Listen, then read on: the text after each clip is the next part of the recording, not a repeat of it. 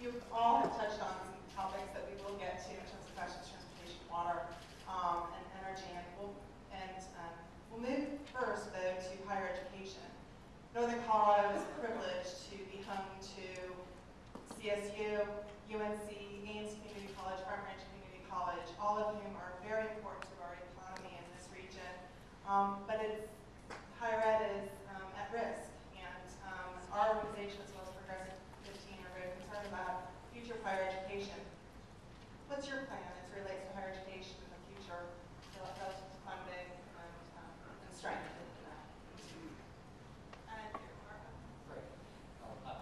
My daughter is in the room somewhere. She went to UNC. She just finished up there, so we've had a nice personal experience with one of those institutions.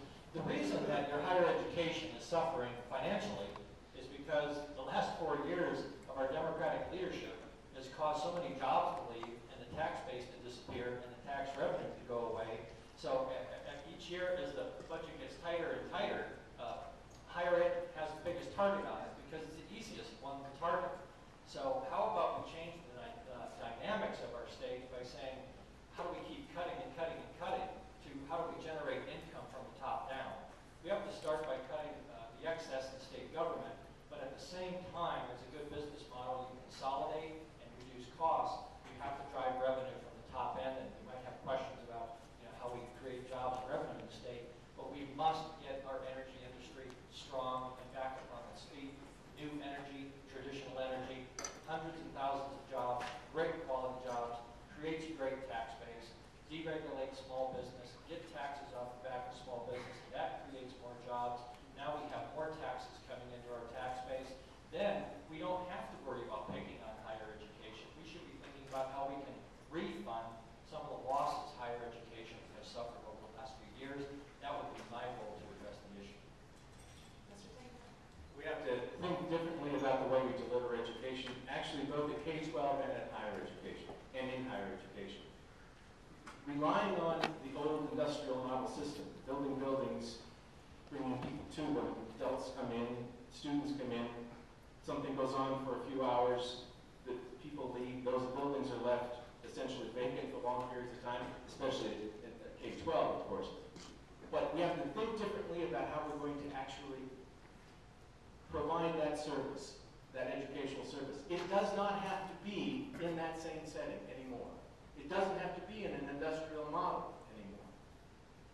We have now the technology to provide education through long-distance transmission that does not require people to actually travel to one place or spend a lot of, a lot of kids want to get away from home, but sometimes it's, just as good to provide that education where they happen to be. We have to really think totally differently about the entire process because we can't afford this anymore. It's far too expensive. We can't say that we need to build an institution in every single community. It's just too expensive. Yet we have a responsibility to try and get access, as broad an access as we possibly can, to the people in the state who want it. That comes through something called distance learning. And there are several companies in Colorado that are heavily involved with this. We have to encourage that. Again, there's a regulatory process that they have to go through, even with accreditation. A governor can help perhaps streamline that, but that is the real, I think, goal that we're looking for in the system. How better to use facilities to do it.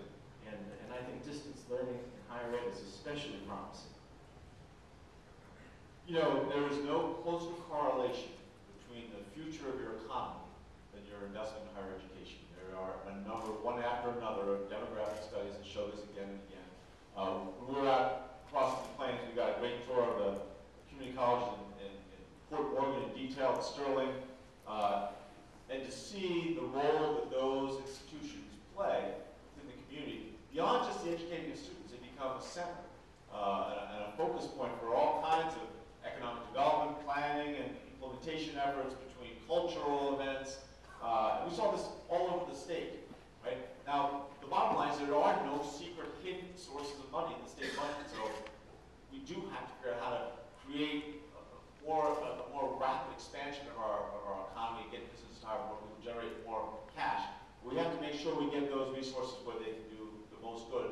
Denver is one of those places. Now, in that meantime, one of the things we've done in Denver is to really bring together the private sector, philanthropists, corporations, to create a real strong scholarship program to make sure that the kids in K-12 have a motivation to work. We know that if they work hard enough, they know they can go to college, they'll work harder.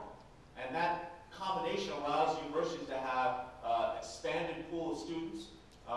If they can protect access and affordability, then the universities can actually raise their tuition a small amount, not a lot. Not saying we're proposing that, just saying it gives them at least the choice.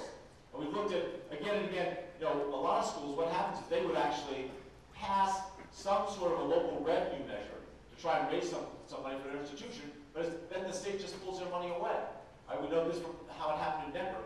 That's ridiculous, right? If communities want to figure out some way to enhance the quality of their educational institutions, they should be able to do that without suffering consequences.